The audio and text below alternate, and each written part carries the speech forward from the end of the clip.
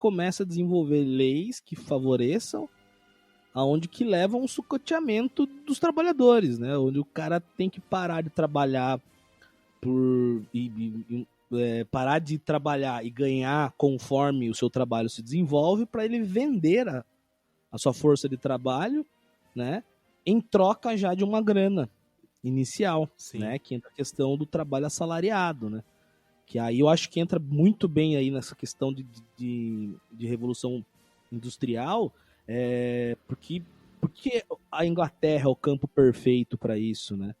Porque você tem um Estado, que era o Estado absolutista inglês ali, que inicialmente tinha uma certa ligação positiva com a burguesia, que começa os processos de cercamento de terras ali, né? Os enclausures.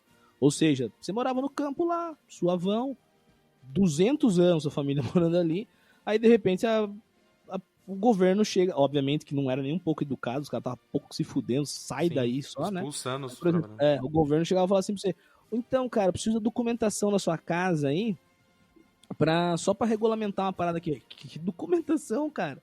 Não existe essa parada. Fala, então, vaza, irmão. E aí, pra quem vai pra essas terras? Exatamente a burguesia, só pra produção de matéria-prima. Essa galera vai pra cidade, não tem onde trabalhar. Quem tem serviço pra oferecer? A burguesia, que tá dominando as antigas terras deles. E até mesmo quem tinha algum tipo de propriedade, eram pequenas propriedades, né? As casas eram choupanas e eles dependiam muito do uso das terras comuns, né? Então quando os trabalhadores rurais aí não eram como que é esses fazendeiros do agronegócio, né? Então eles dependiam Eles dependiam das terras comuns para ter lenha, né? Inclusive para complementar a sua área de plantio. E aí quando começa esse cercamento das terras comuns, fica inviável a vida, a subsistência fica extremamente inviável.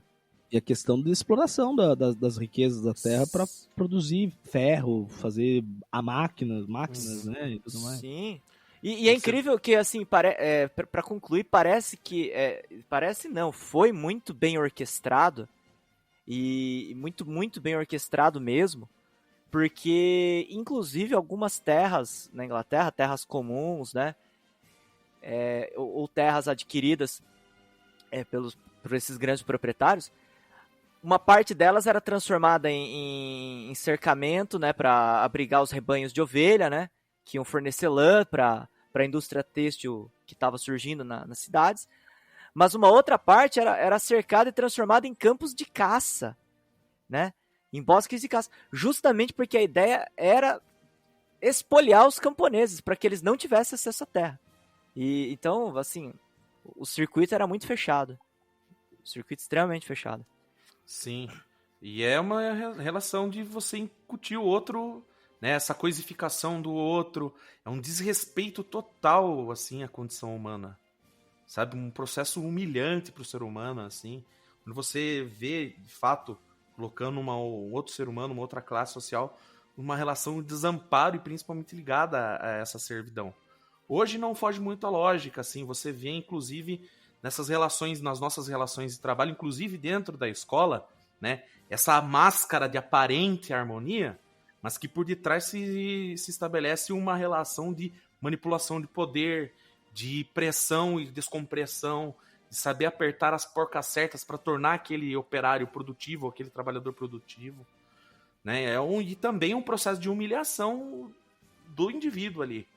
Peguei aqui um relato que eu estava lendo num artigo, né, que o trabalhador ali fazendo a calçada, vinha o cara que estava vistoriando a obra, né, só dando ordens ali, um ambiente completamente insalubre, no sol, batendo marmita ali no meio da poeira, no meio da sujeira, sem EPI, né, todo fudido ali, literalmente, né, e aí ele fala, né, pro jornalista, né, eu me sinto como um cachorro, logo eu vou embora porque a obra vai acabar, só Deus sabe o que eu passo aqui, é por meus filhos, para eles não morrerem de fome.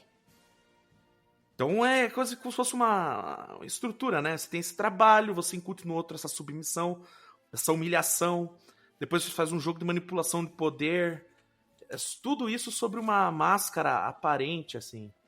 E é nesses momentos de precarização da condição humana que é possível se criar aquilo que eu acho que o Marx coloca, né? A consciência de classe.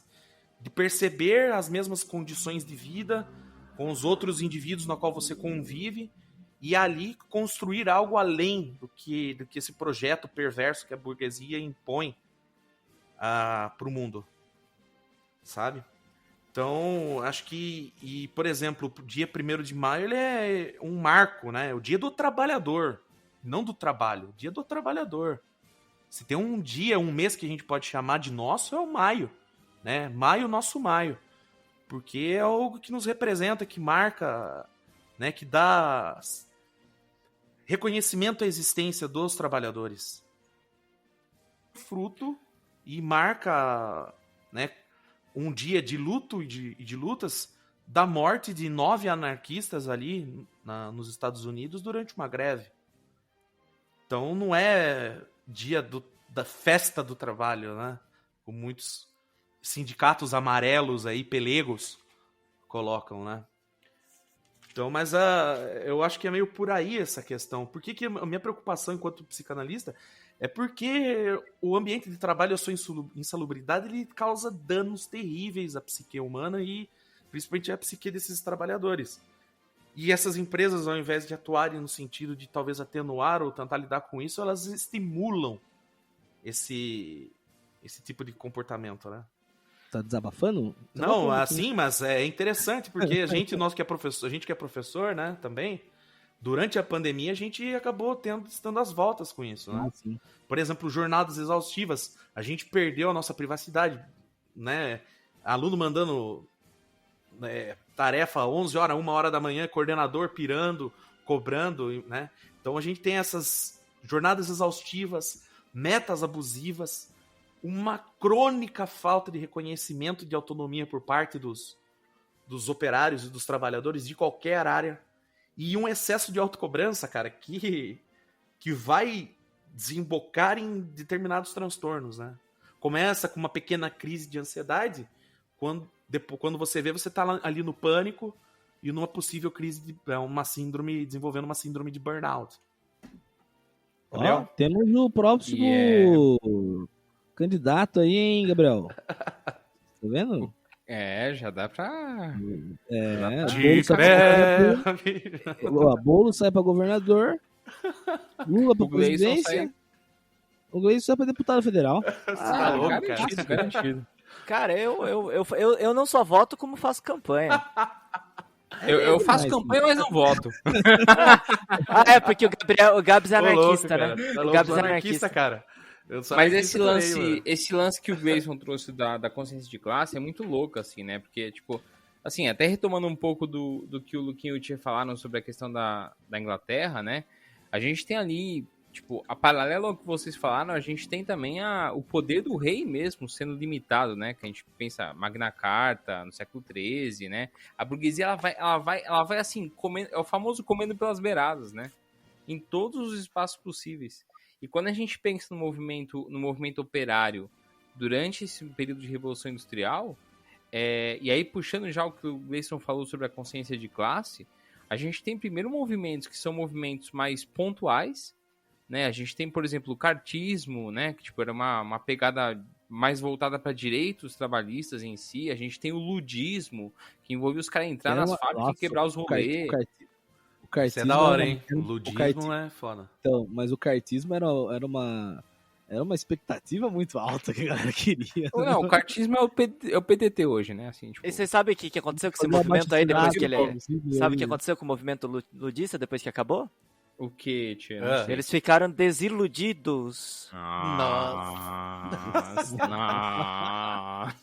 Esse cara tá afiado hoje, mano. Esse cara tá enfim. Vocês estão palestrando, mas estão deixando brecha, hein? Vamos lembrar aí, ó, gente. Ludismo, o movimento que achava que as máquinas que estavam roubando o emprego da galera, resumidamente. Os caras entravam e quebravam os rolês. E o interessante Peraí. Sim, Oh, vai lá. Vocês estão me cortando aqui, todo mundo me cortando essa porra. Vai lá, Mão Gabriel. de aço, hein? Mão de aço. Isso aí. Vai lá, ó. Gabriel. É que eu não comecei a Agora eu sou o novo Luquinha. Luquinha. Não, só lembrar. Então o ludismo era que essa galera falava, máquina tá roubando nosso emprego, logo, se não tiver máquina, volta nosso emprego. Os caras invadiam as fábricas e quebravam tudo. Demais isso aí. Depois, viram que não deram certo, porque uma máquina tá de volta, velho. E aí a galera foi o cartismo, que era tipo um abaixo-assinado, fazendo uma petição aí pra galera... Petição na internet aí do Facebook pra conseguir melhoria de emprego. Pensa, né, que a galera olhou pra aquilo e falou assim, caguei, né? E é louco isso... Obrigado.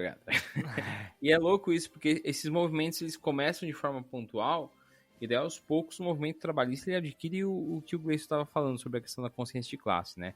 Se a gente pega o Thompson, a ideia do Thompson, que é um historiador inglês, e ele fala justamente sobre esse movimento de consciência de classes na Inglaterra, e ele fala muito sobre esse lance que o Gleison falou, né? Sobre, tipo, a territorialidade, né? Que são esses trabalhadores estarem em um mesmo lugar, né? Fisicamente falando, a identidade de um mesmo tipo de trabalho entre eles, né? Eles reconhecem ao outro como igual, né? Então deixa de ser uma angústia, né? Vou usar a palavra angústia, mas deixa de ser uma angústia individual e se torna uma angústia entre iguais, entre aquele cara que está na mesma linha de produção que eu e sofrendo as mesmas angústias que eu, né?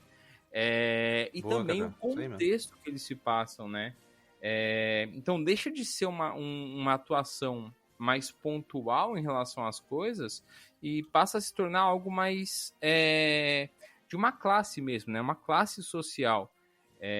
Quando a gente fala de consciência de classes, aí retoma até o que o Luquinha falou agora há pouco sobre a questão da alienação, né? Da venda da força de trabalho.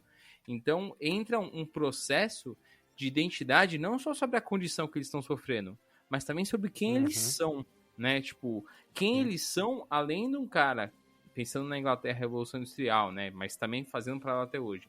Entre um cara que tem um trabalho sem jornada de trabalho estabelecida, né? Tipo, 12, 14, 16 horas. E o poder que essas pessoas têm e o quanto elas delegam o poder delas através da venda da força de trabalho, né?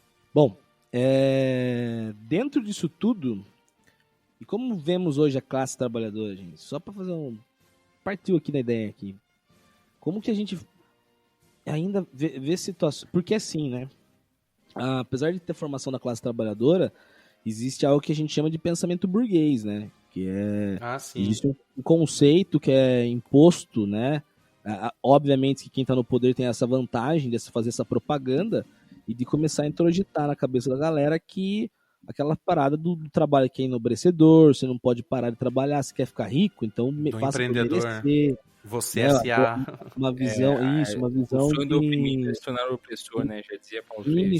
E aí você fala assim, tá, mas o cara, quem cai nessa conversa é quem não tá prestando atenção nas paradas.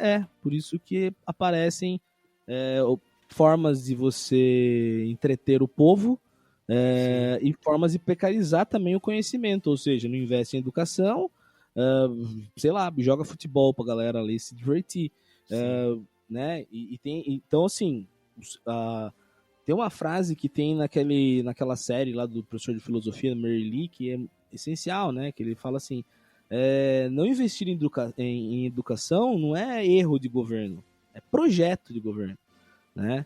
Então, assim, manter o povo alienado e agora, como por toda a questão de direitos humanos, tal, todo mundo é obrigado a ter educação. Qual que é o tipo de educação? É uma educação voltada para virar massa de indústria, né? Uma educação neoliberal. Exatamente. Temos uma Constituição totalmente democrática, mas que no papel ela funciona como um incentivo para o mercado. Então é formar mão de obra, porque artista aqui não presta, né? Filósofo aqui não presta. Intelectuais se explodem. E outra, né? Intelectuais e população é colocado como tem um abismo entre os dois, assim, né? A população não se identifica com a galera também, e vice-versa. E por quê? Por todo um sistema que não promove isso, né? E aí Então, fica difícil da gente conseguir construir essa consciência de classe, assim. Exatamente. Mas é que hoje o trabalho também...